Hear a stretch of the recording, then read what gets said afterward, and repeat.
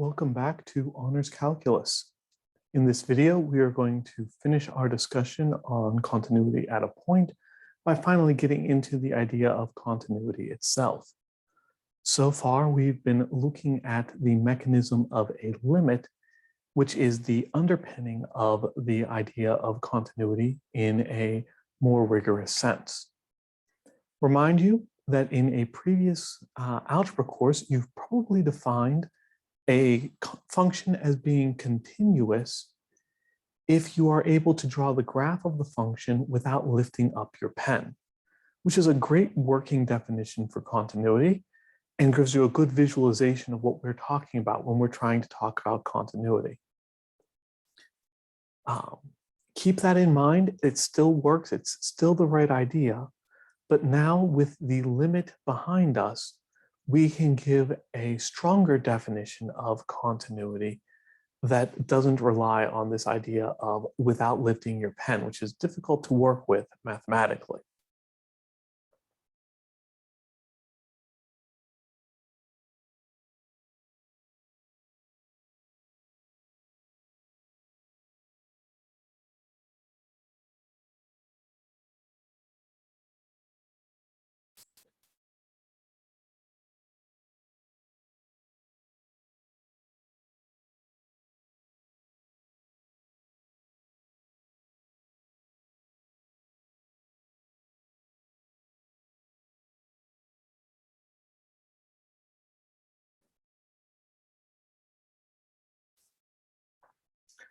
Let's let f be a real valued function from double stroke r to double stroke r.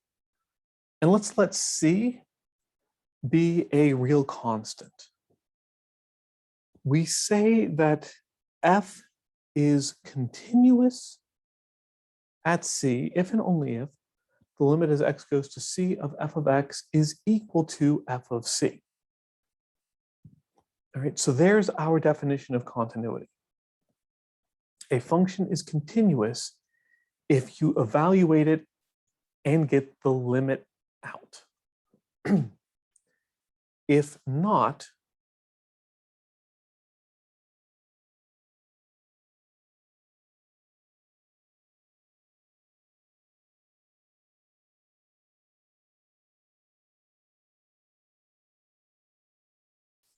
otherwise we say that c is a discontinuity of the function f.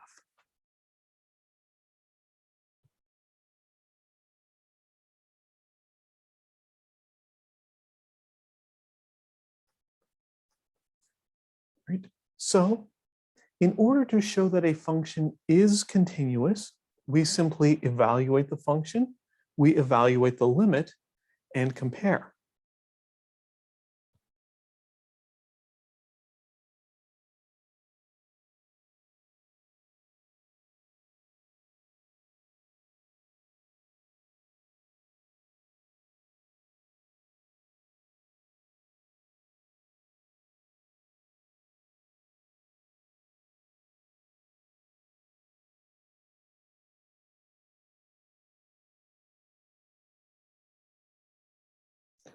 So if we want to demonstrate that f of x given by x squared plus 5x plus 9 is continuous at the point x equals 2, the first thing we should do is evaluate f of 2, which is going to be 2 squared plus 5 times 2 plus 9. Right? 2 squared is 4, 5 times 2 is 10, 4 plus 10 plus 9 is 23. And if we take the limit as x goes to 2 of f of x, we will end up with the limit as x goes to 2. I'm skipping a step, I shouldn't do that. That's the limit as x goes to 2 of x squared plus 5x plus 9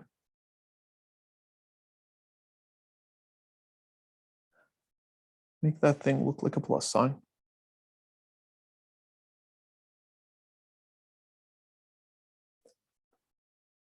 And then using linearity, using the power rule, This is the limit as x goes to 2 of x squared plus 5 times the limit as x goes to 2 of x plus 9, which is 2 squared plus 5 times 2 plus 9, which is also 23. So the value of the function is the value of the limit, which is what it means for a function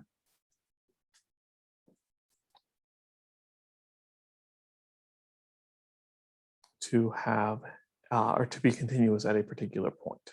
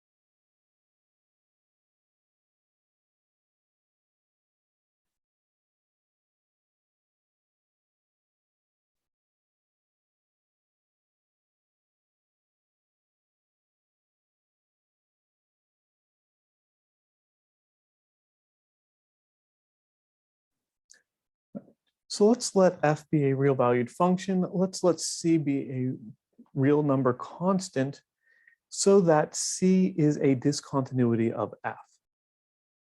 We further classify discontinuities as either removable or essential. A removable discontinuity is a discontinuity where the limit still exists, and an essential discontinuity is a discontinuity where the limit does not exist. And we say that a removable discontinuity is removable because where the limit exists, we can always define a new function.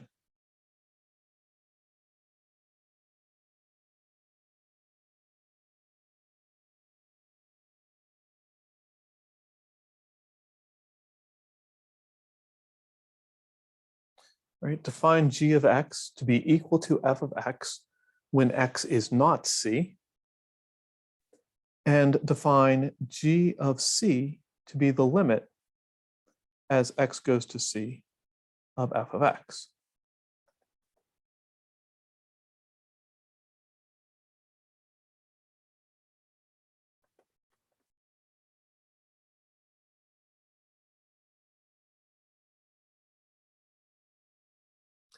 And by just that slight subtle change,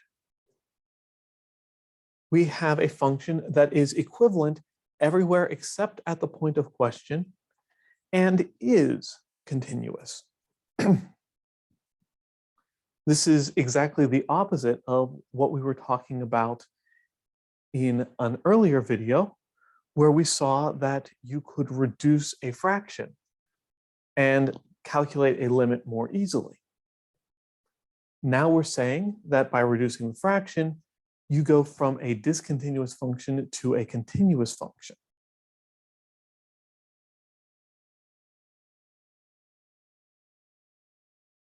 So we were looking at something like x minus 1 over x squared plus 2x minus 3.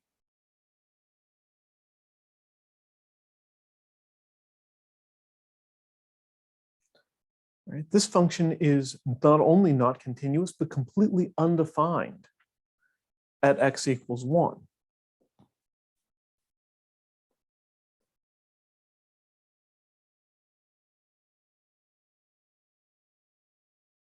And we saw that g of x equals 1 over x plus 3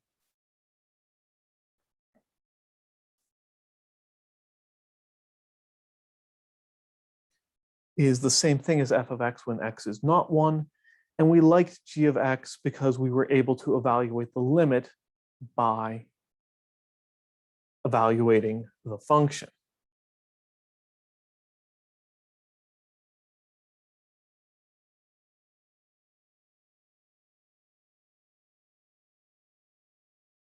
Right, so g of x is equivalent to f of x everywhere except x equals 1, and g of x is continuous at x equals 1. G of x is still discontinuous at x equals -3, but that's not where we're talking about right now.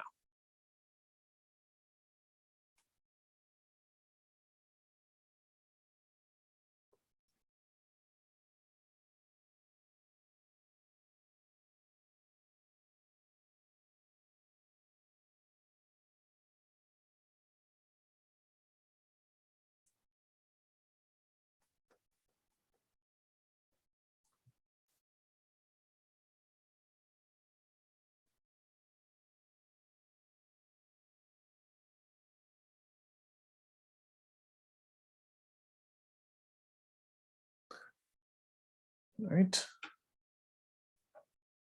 We can also use this for the sake of some particularly ill-behaved functions. For example, f of x is the piecewise defined function. F of x is x squared if x is non-zero, and f of x is 5 if x is 0. Right? Whenever x is not 0, this function is a very well-behaved function. Right? Clearly, 0 is a discontinuity. F of 0 equals 5, but the limit as x approaches 0 is actually the limit as x approaches 0 of x squared, which is 0. So this one is kind of an obvious one. The difficulty here is recognizing that, yes, these kinds of strange functions do exist in the world. This function is a little bit wild, but if we notice that g of x just equal x squared is equivalent to f of x when x is non-zero, and clearly the squaring function is continuous.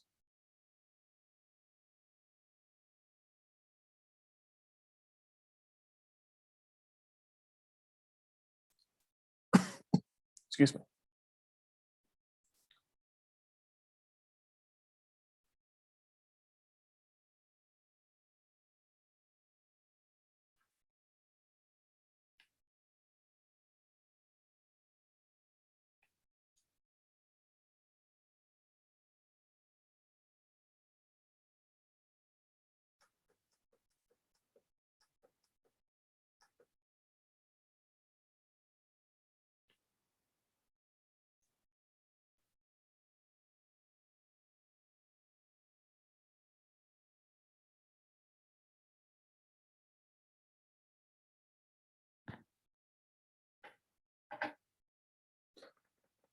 I don't need instructions here.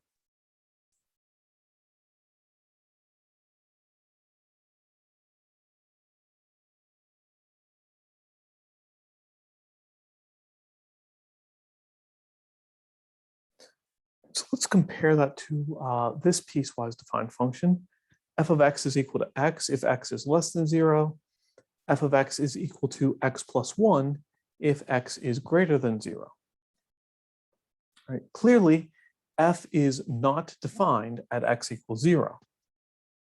But more than that,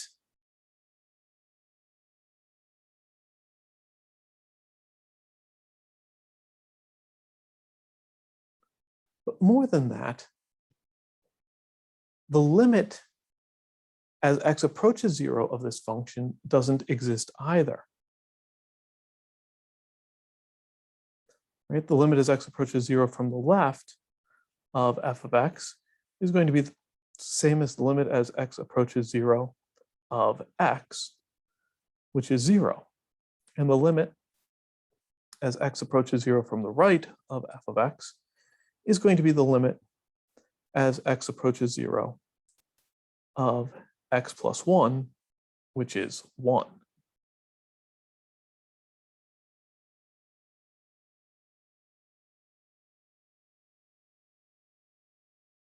So the limit as x approaches 0 of f of x does not exist. We abbreviate does not exist, DNE. So this discontinuity is not removable. This is an essential discontinuity. When you think about an essential discontinuity, literally we're looking at a place where there's this giant gap in the graph. A removable discontinuity, the graph is kind of a hole, H-O-L-E. And drawing the graph, it can be hard to even see that there's a problem at all. Right? If you graph something like the rational we looked at earlier, if I scroll up here, x minus 1 over x squared plus 2x plus 3, there is no sign, S-I-G-N sign, right? English word, not trig, not positive, negative. There is no indication that there's anything wrong at x equals 1 if you try to graph this in software and look at the graph and analyze it, unless you zoom in incredibly closely.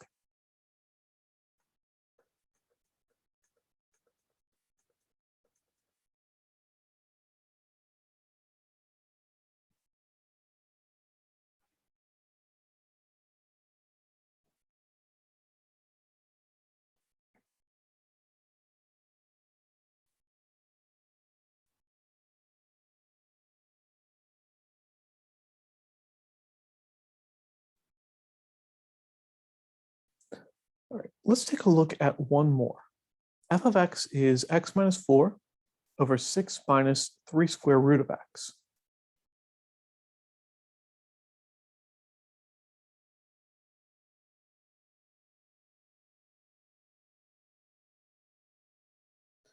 And I claim here that this function is not defined if x happens to be equal to 4. And we can see that pretty readily, right? F of 4 is 4 minus 4 over 6 minus 3 square root of 4, which is 0 over 0. Right? This is another indeterminate form. Indeterminate forms can sometimes lead to removable discontinuities. Indeterminate forms can sometimes lead to essential discontinuities. Only way we can figure that out is to try to play around with the function, see if we can get something looking a little bit nicer. What I want to draw your attention to, I should write out the word indeterminate. What I want to draw your attention to in this function is that the rational has a square root hiding in it. And whenever there's a square root hiding in a function, in a rational, it's never a bad idea to try rationalizing. Right? If I take x minus 4 over 6 minus 3 root x, and I multiply top and bottom by the conjugate of the denominator, which in this case would be 6 plus 3 root x. I might get lucky and have something good happen. I'm going to leave the numerator factored, leave the part that did not have a square root factored, because again, our goal is to be able to define this at x equals 4, which means our hope is that that x minus 4 in the numerator is going to cancel out with an x minus 4 in the denominator. And it might happen, it might not. Right? Multiplying out in the denominator, this is going to give you a difference of squares. Multiplying two conjugates always gives you a difference of squares. We will have 6 squared, which is 36, minus 3 root x squared, which is 9x. Between 36 and 9x, there's a common factor of 9 that we can factor out.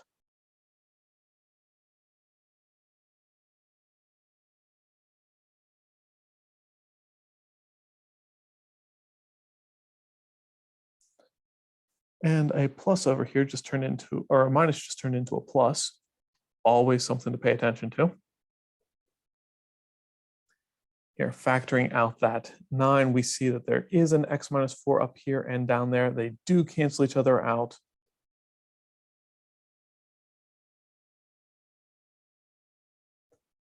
And now we have an equivalent function everywhere except x equals 4. But this one is continuous at x equals 4. All right, if we call this thing g of x, then we can evaluate that g of 4 is going to be 6 plus 3 times the square root of 4 over 9, which is 12 over 9, which reduces to 4/3.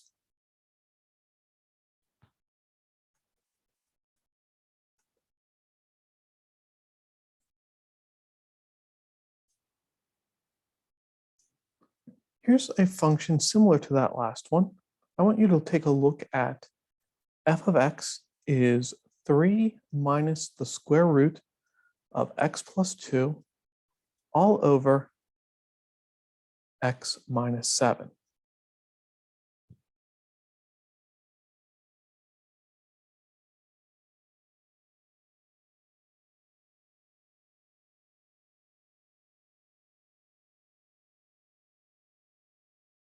I would like you to show that f is discontinuous at x equals 7, that 7 is a discontinuity of the function f.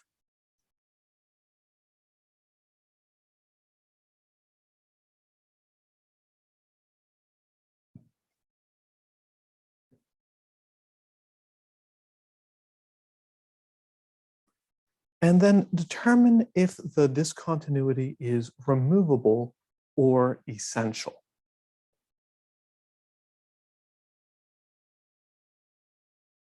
If it is removable, show that you can remove it. If it is essential, try to remove it and show that it doesn't work.